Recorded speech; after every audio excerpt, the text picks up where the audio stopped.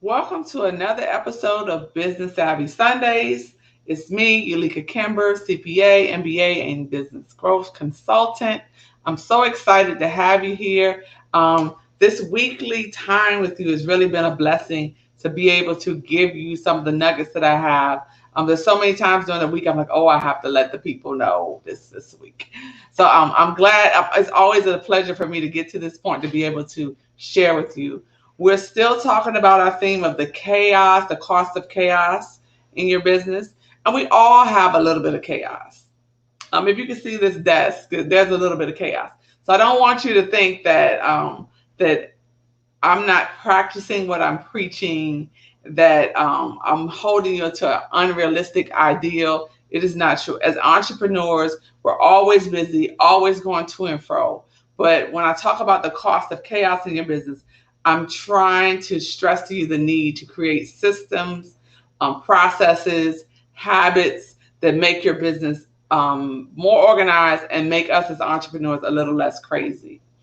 So, for the last few weeks, we've been talking about some different topics on things that you can pay attention to improve the organization of your business, organization, flow, and hopefully revenue into your business.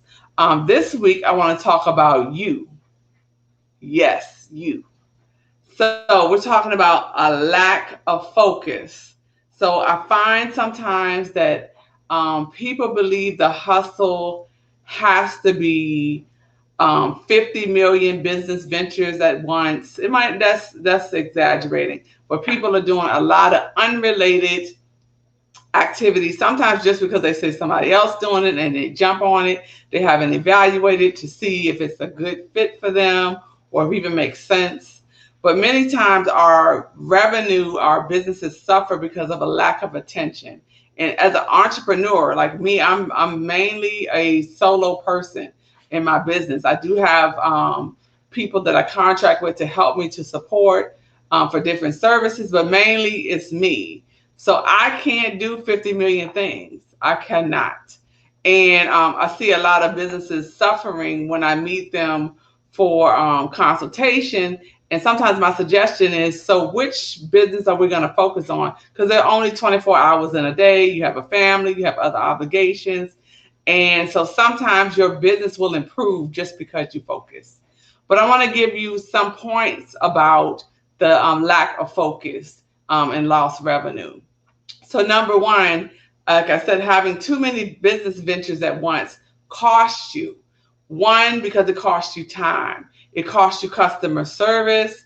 Also, it can be extra expenses if those businesses are totally unrelated. So if you're doing a travel business and you're trying to do hair and you're selling some kind of other thing, it's very hard to maintain some businesses within the same cost or expense base. So sometimes some businesses are easier to level on. So if you already sell pizza, then hey, you might be able to do some other kind of dough product because you already have the dough. But sometimes people are doing unrelated business things, and it's hard to um, communicate with them. They don't have systems for one.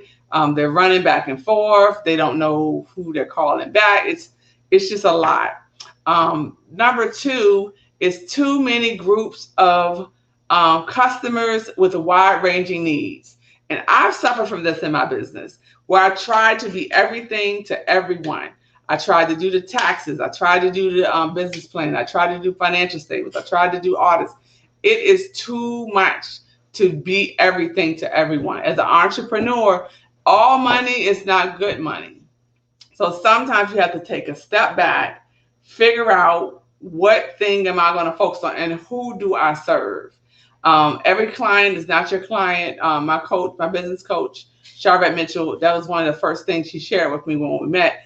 If everybody is not your customer, you have to be comfortable with walking away or letting them walk away because it's hard to provide all these competing services within one business. So that is one reason a lot of people ask me in the DMs or ask me in comments about doing taxes.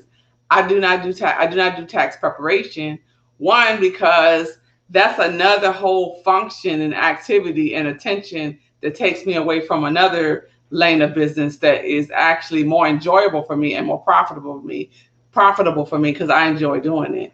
So I challenge you to look at your lines of services, one, and two, who you're serving and how can you whittle that down. It might just be small businesses, it might be business to business, but you have to figure out what your, I hate to say niche because everybody's kind of saying it, but you have to figure out where your sweet spot is. Number three, too little time and energy. It's too much. So a lack of focus will drain your time and your energy. So many times entrepreneurs that I work with say that they're leaving their full-time job and start a business for themselves so they can spend more time with family and be there to put the kids on the bus and do homework and really participate, be present. But then they create this monster of a business that's draining them your energy and draining your time. You don't have time to maintain it. This is something I say to my clients. If your hustle does not allow for periodic rest, the cost is too high. If you left the full-time job to leave a grind, don't build a unsubstantiated a grind you cannot substantiate in your own strength. That might mean that you have to hire people, which means you have to charge enough or have enough revenue to cover those expenses. That means you have to contract out. There's some services that I don't do for myself. For instance, when I first started business, I created my first website all by myself. It took me 3 weeks. But I realized that I was taken away from the main business, which was serving clients, which is accounting, which is what I really know how to do. So some things you can do. Yeah, I can, but it was a struggle. It's easier just to hire somebody to do certain things. So I challenge you this week to really look at the business model you are building. Is it something that is unsustainable, meaning you cannot get a full night's rest of sleep? Now, you might be busy on the grind. If you get a lot of customers, bam, bam, bam, you got to hustle, call some extra people in. But I mean, on a day-to-day basis, does your way of living, the profit that you want to get, does it depend on you losing rest or sleep, not taking good care of your health? So that is something that I want you to consider.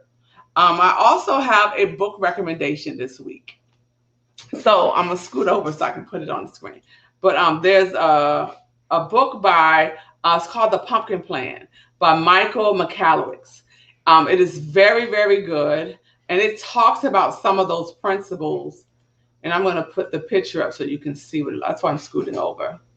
I'll put it up there. Let's make it bigger. So this is the Pumpkin Plan book.